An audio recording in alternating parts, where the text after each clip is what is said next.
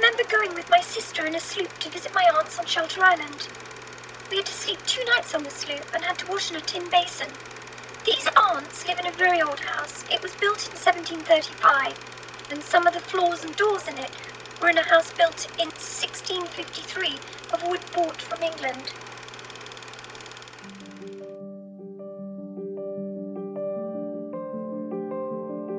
Sylvester Manor is steeped in history, beginning in the century before the American Revolution. Hello, I'm Donna Marie Barnes, the curator and archivist at Sylvester Manor Educational Farm. For 11 generations, successive members of the same family held this house and surrounding lands. Throughout, women played crucial roles in its survival.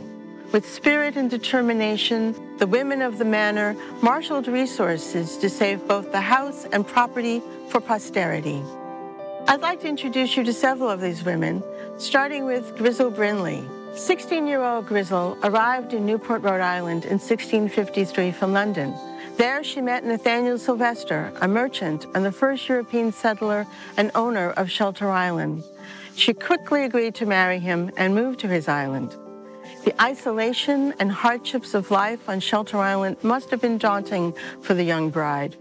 But Grizzle and Nathaniel settled into a happy life, with Nathaniel writing to a friend, "Sir, it hath pleased God to change my condition by marriage. I find myself very happy, and hoping God we may be of comfort unto each other." Together, they faced the rigors of early colonial life and raised 11 of 12 children to adulthood.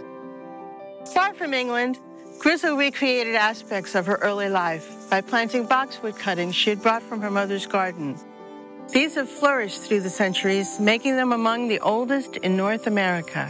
This house, built in the Georgian style, the first of its kind on Long Island, was built in 1735 by Nathaniel and Grizzle's grandson, Brinley Sylvester, and his wife, Mary. Their daughters, Margaret and Mary, were the first women to inherit the property, and their mother saw to it that both girls were accomplished and acquired a ladylike polish.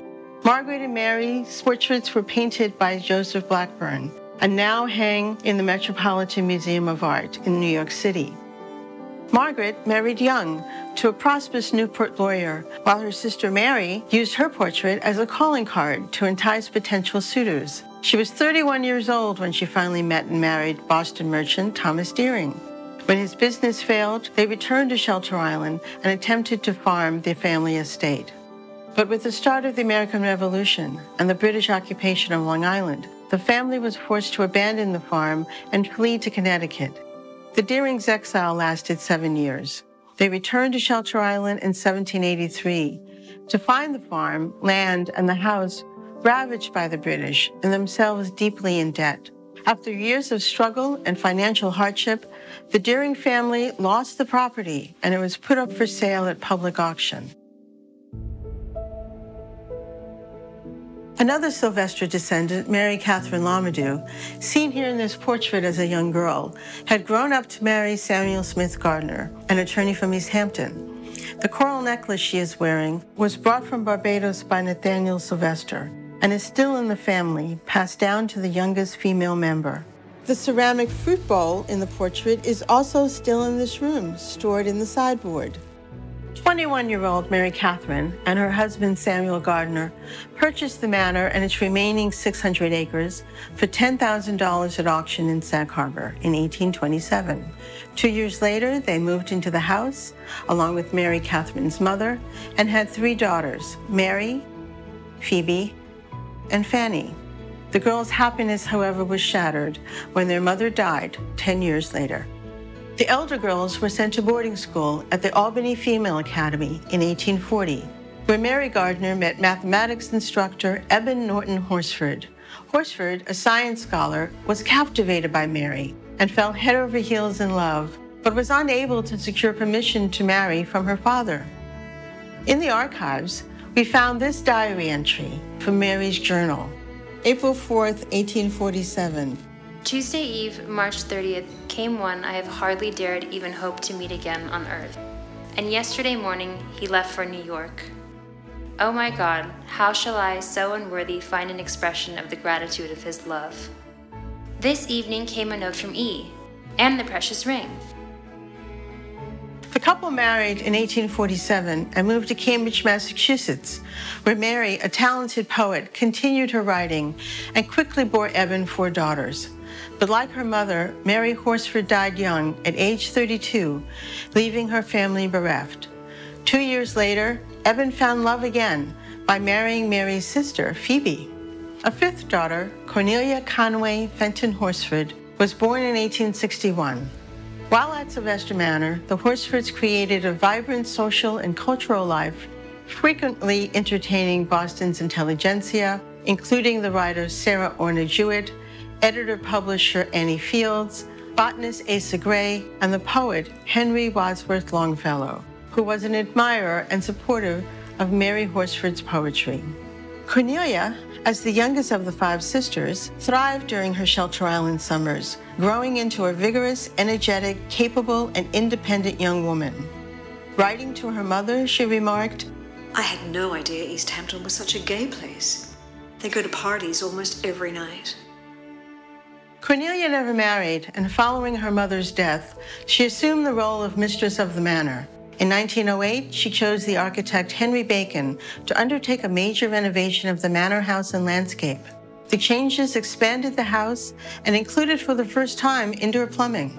With her sister Kate, Cornelia devoted herself to expanding and beautifying the gardens, financing the work with money inherited from their father, who invented, among other things, baking powder. Before we move on to the last lady of the manor, I'd like to talk a little about the enslaved African women who, from Sylvester Manor's earliest days, were a part of this house and its history. We don't have images of these women, but their presence is very strongly felt. Here, on what we call the slave staircase that spirals up to the attic quarters where the enslaved and indentured people lived, we've placed their names in remembrance. The only image we do have is of Dido's daughter, Julia Havens Johnson, a free-born woman of color who served as a housekeeper at Sylvester Manor for nearly 40 years. Julia is believed to be the last person interred in the slave burial ground at the manor.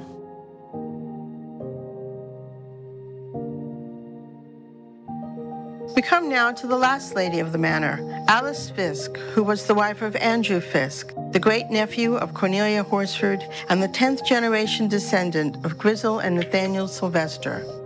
Hello, I'm Bennett Knesney, and Alice Fisk was my great-aunt. Most people knew her as Lady Alice or Mrs. Fisk, but for me, she was always Aunt Allie. She was very proper, serving Pringles on a silver platter, correcting the way I speak.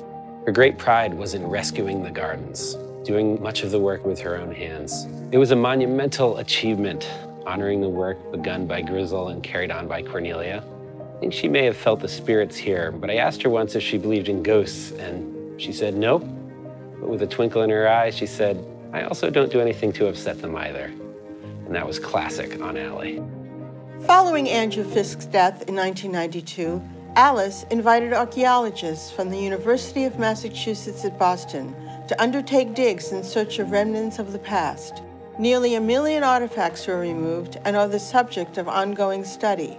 Eben Fisk, the 11th generation descendant, in an extraordinary move, donated Sylvester Manor to the nonprofit educational farm, preserving it by giving it away. He also donated 10,000 documents to the New York University's Fales Library. Much of the work of exploring and understanding the stories of the manor lies ahead. For now, the history of this family and this place is like a jigsaw puzzle.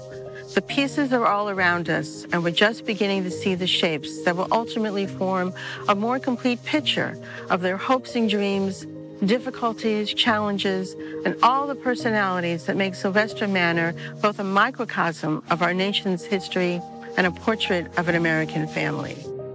Thank you for joining us on this brief introduction to the women of the manor. Please visit us again at the farm stand, for cultural events, or through our website. We welcome and depend upon your support in making possible the ongoing work of Sylvester Manor Educational Farm. I'm Donna Marie Barnes, curator and archivist. We hope to see you here again soon.